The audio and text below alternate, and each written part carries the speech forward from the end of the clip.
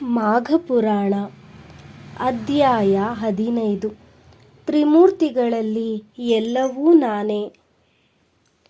ಗೃತ್ಸಮದನು ಜಹ್ನುವಿಗೆ ಶ್ರೀವಿಷ್ಣುವಿನ ಮಹಿಮೆಯನ್ನು ಇನ್ನಷ್ಟು ತಿಳಿಸಲು ಉತ್ಸುಕನಾದನು. ಜಹ್ನು, ನಿನಗೆ ಮುನಿಗಳು ಕಲಹ ಮಾಡಿದುದನ್ನು ಹೇಳಿದೆನಷ್ಟೆ. ಅದು ವಿಷ್ಣುವಿನ ಸೂಚನೆಯಿಂದಲೋ ಸನಕಾದಿ ಮುನಿಗಳ ಪ್ರವೇಶದಿಂದಲೋ ನಿಂತಿತು. ಆದರೆ ದೇವದೇವರುಗಳೇ ಕಲಹ ಮಾಡಿದುದನ್ನು ಎಲ್ಲಿಯಾದರೂ ಕೇಳಿದ್ದೀಯಾ? ಇದಂತೂ ಬಹಳ ವಿಚಿತ್ರ. ಆದರೆ ಈ ಕಲಹವನ್ನು ನಿಲ್ಲಿಸಲು ನೀನು ಮಹಾವಿಷ್ಣುವಿನ ಮಹಿಮೆಯನ್ನು ತಿಳಿಯುವನಾಗುತ್ತಿ. ಈ ಕಥೆಯನ್ನು ಕೇಳು. ಬ್ರಹ್ಮನನ್ನು ಬಲ್ಲೆಯಷ್ಟೆ. ಬ್ರಹ್ಮ ಸೃಷ್ಟಿಕರ್ತ. ಅವನು ಪ್ರತಿಯೊಬ್ಬರ ಹಣೆಯ ಮೇಲೆ ಬರೆಯುವಂತಹ ಬರಹವನ್ನು ಯಾರೂ ಅಳಿಸಲಾರರು. ಅಷ್ಟೇಕೆ, ಬರೆದ ಬ್ರಹ್ಮನೇ ಅಳಿಸಲಾರ. ಬ್ರಹ್ಮ ಸತ್ಯಲೋಕದ ಅಧಿಪತಿ. ಇನ್ನು ಶಂಕರ, ಅವನು ಕೈಲಾಸದೊಡೆಯ. ಇಬ್ಬರೂ ಒಮ್ಮೆ ತಮ್ಮ ತಮ್ಮ ಸ್ಥಾನಗಳ ಬಲ ಮರೆತು ಜಗಳವಾಡತೊಡಗಿದರು. ಈಶ್ವರನು ತಾನು ಹೆಚ್ಚು ಸಮರ್ಥ, ಲೋಕ ತನ್ನ ಅಧಿಪತಿ ಎಂದು, ಬ್ರಹ್ಮನು ನಾನು ಸೃಷ್ಟಿಕರ್ತನಾಗಿರುವುದರಿಂದ ಇಡೀ ಲೋಕ ನನ್ನ ಅಧೀನವೆಂದು ಜಗಳವಾಡತೊಡಗಿದರು. ಈ ಜಗಳದಿಂದ ಅವರು ಒಬ್ಬರಿಗೊಬ್ಬರು ಮಾತನಾಡಲೇ ಇಲ್ಲ. ತ್ರಿಮೂರ್ತಿಗಳಲ್ಲಿ ಇಬ್ಬರು ಹೀಗಾದರೆ ಉಳಿದ ಮತ್ತೊಬ್ಬನಾದ ಶ್ರೀ ಮಹಾವಿಷ್ಣುವು ಹೇಗಾದರೂ ಮಾಡಿ ಇಬ್ಬರ ಅಹಂಕಾರವನ್ನು ಅಳಿಸಬೇಕೆಂದು ಇಬ್ಬರು ಸೇರಿರುವಾಗ ಅವರ ಮುಂದೆ ವಿಶ್ವರೂಪದಿಂದ ಪ್ರತ್ಯಕ್ಷನಾದನು. ಶ್ರೀ ಮಹಾವಿಷ್ಣುವಿನ ವಿಶ್ವರೂಪವನ್ನು ಕಂಡು ಬ್ರಹ್ಮ ಮಹೇಶ್ವರರಿಬ್ಬರು ದಿಗ್ಭ್ರಾಂತರಾದರು. ಪರಮಾತ್ಮನ ಸಹಸ್ರ ಬಾಹುಗಳನ್ನು ಕಂಡ ಅವರ ಕಣ್ಣುಗಳು ಆ ಬೆಳಕಿಗೆ ಮಂಜಾಗಿ ಹೋದವು. ದಿವ್ಯ ರೂಪವನ್ನು ಕಂಡು ಆಹಾ ಧನ್ಯರಾದೆವು, ನಾವೆಂತಹ ಅಜ್ಞಾನಿಗಳು, ನಾವು ಶ್ರೇಷ್ಠರೆಂದು ಕಚ್ಚಾಡುತ್ತಿದ್ದೇವಲ್ಲ. ಮಹಾವಿಷ್ಣುವಲ್ಲವೇ ಶ್ರೇಷ್ಠನು. ಆದಿ ಅನಾದಿಯೂ ಆದ ದೇವದೇವನಾದ ಶ್ರೀಹರಿಯು ಇಲ್ಲದೆಡೇ ಇಲ್ಲ ಎಂದು ಮನಸ್ಸಿನಲ್ಲೇ ಆಲೋಚಿಸಿದರು. ಇಬ್ಬರು ಮಹಾವಿಷ್ಣುವಿನ ಮುಂದೆ ಬಂದು ನಿಂತರು. ಇಬ್ಬರಿಗೂ ಮೈ ರೋಮಾಂಚನವಾಯಿತು. ಶ್ರೀಹರಿಯನ್ನು ಸ್ತುತಿಸಿದರು. ಪರಮಾತ್ಮ, ನಮ್ಮದು ಮಹಾಪರಾಧವಾಯಿತು. ಸೃಷ್ಟಿಕರ್ತನು, ಜೀವಸ್ಥಿತಿ ಉಂಟು ಮಾಡುವವನು, ಲಯಕಾರನು, ಎಲ್ಲ ನೀನೇ ಆಗಿರುವೆ. ನಾವು ತಿಳಿಯದೆ ಇಬ್ಬರು ನಮ್ಮಲ್ಲೇ ಶ್ರೇಷ್ಠತೆಯ ಬಗ್ಗೆ ಜಗಳವಾಡಿದೆವು.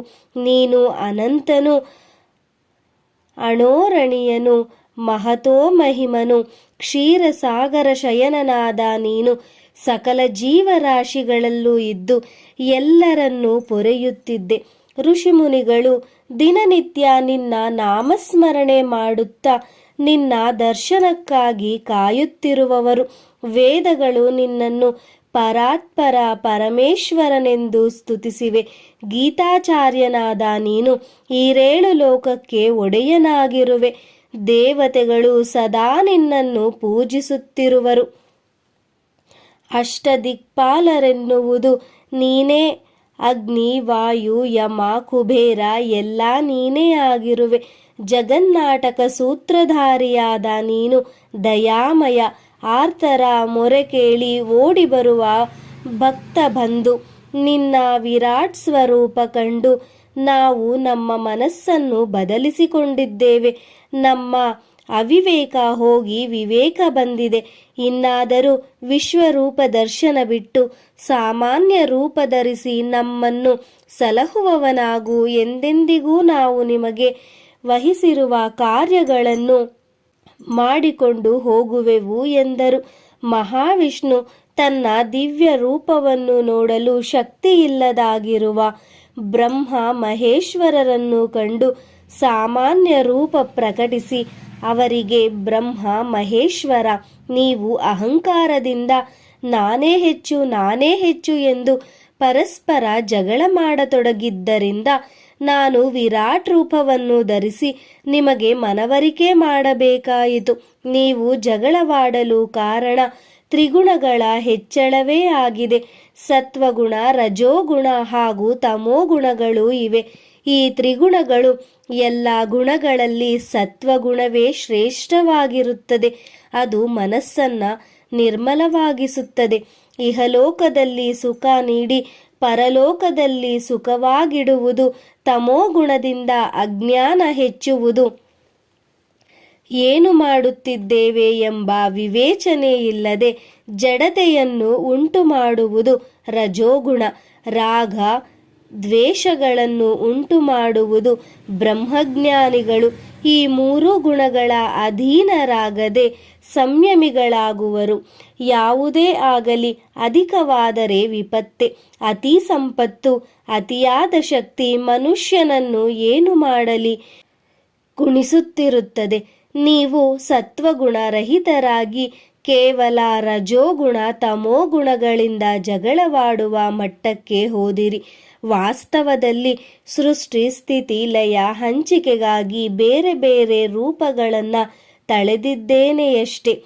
ಬ್ರಹ್ಮ, ನೀನು ನನ್ನ ನಾಭಿಕಮಲದಿಂದ ಹುಟ್ಟಿದವನಾಗಿರುವೆ. ಚತುರ್ವೇದಗಳ ನೆಲೆಯಾಗಿರುವೆ. ಯಜ್ಞಾಧಿಪತಿಯು ನೀನೆ. ಜೀವರಾಶಿಗಳನ್ನು ಸೃಷ್ಟಿಸುವವನು ನೀನೆ. ನಮ್ಮಿಬ್ಬರಲ್ಲಿ ನಾನು ಬೇರೆಯಲ್ಲ, ನೀನೂ ಬೇರೆಯಲ್ಲ. ಲಯಕರ್ತ ಶಿವ, ಸೃಷ್ಟಿಕರ್ತ ಬ್ರಹ್ಮ. ನಿಮ್ಮಿಬ್ಬರಲ್ಲಿ ಭೇದವಿಲ್ಲ. ಇಬ್ಬರು ಒಂದೇ ಆಗಿದ್ದು ಜಗಳವಾಡಿದಿರಲ್ಲ. ಇನ್ನಾದರೂ ಶಾಂತ ಸ್ವಭಾವದವರಾಗಿ ನಿಮ್ಮ ನಿಮ್ಮ ಕೆಲಸದಲ್ಲಿ ತೊಡಗಿರಿ ಎಂದು ಹೇಳಿ ಬಳಿಕ ಕೈಲಾಸಾಧಿಪತಿಯಾದ ಶಿವನಲ್ಲಿ ಈ ರೀತಿ ಹೇಳಿದರು. ಎಂಬಲ್ಲಿಗೆ ತ್ರಿಮೂರ್ತಿಗಳಲ್ಲಿ ಎಲ್ಲವೂ ನಾನೇ ಎಂಬ 15ನೆಯ ಅಧ್ಯಾಯವು ಸಂಪೂರ್ಣವಾಯಿತು.